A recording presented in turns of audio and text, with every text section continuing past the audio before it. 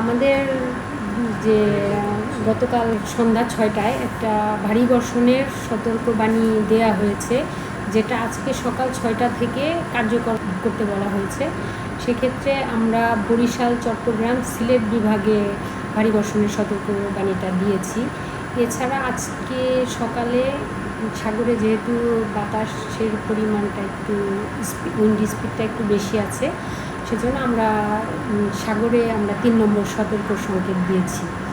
আর এই সাথে এই মৌসুমি বায়ুর যে আমাদের দেশের প্রভাবটা, এটা বর্তমানে সক্রিয় অবস্থায় আছে এবং এই সক্রিয় থাকার কারণে আমাদের এই অক্টোবরের প্রথম সপ্তাহটায় বৃষ্টির পরিমাণটা একটু বেশি থাকবে। এই জন্যই আমরা ভারী বর্ষণের সতর্কবাণীটা দিয়েছি।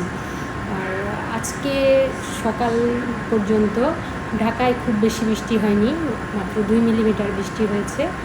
আর এছাড়া আমরা এখন পর্যন্ত যেটা দেখছি, ময়মনসিংহ, রংপুর, রাজশাহী বিভাগ ছাড়া বাকি বিভাগগুলোতে অধিকাংশ জায়গায় বৃষ্টির সম্ভাবনা রয়েছে এবং ভারী থেকে ভারী বর্ষণের সম্ভাবনা রয়েছে। আমরা আবহাওয়া বিজ্ঞানের ভাষায় আমাদের নর্মাল যে 6টি ঋতু, আমরা আসলে আবহাওয়া বিজ্ঞানে আমরা 4টি ঋতুকে কাউন্ট করি।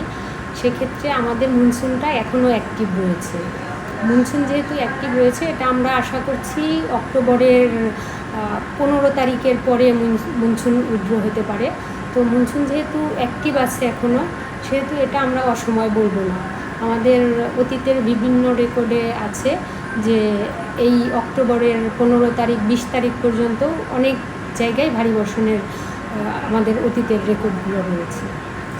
এখন এটা সারা বাংলাদেশে যেভাবে অসময়ে বৃষ্টি বলেন বা বৈশ্বিক উষ্ণতা, যেটা ক্লাইমেট চেঞ্জ, এটার একটা অবশ্যই প্রভাব আছে।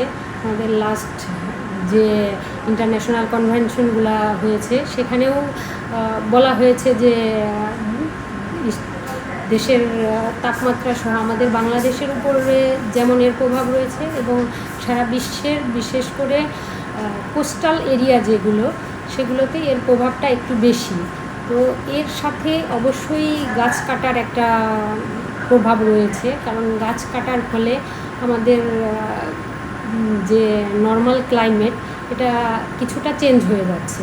আর এই চেঞ্জের কারণেই হচ্ছে ডে বাই ডে এটা ওয়ার্মিং কন্ডিশনে চলে যাচ্ছে এবং উষ্ণায়ন বলতে যেটা, সেটা লাস্ট যেটা ছিল, এখন আমাদের বলা হচ্ছে 2 ডিগ্রি পর্যন্ত এটা বাড়তে পারে।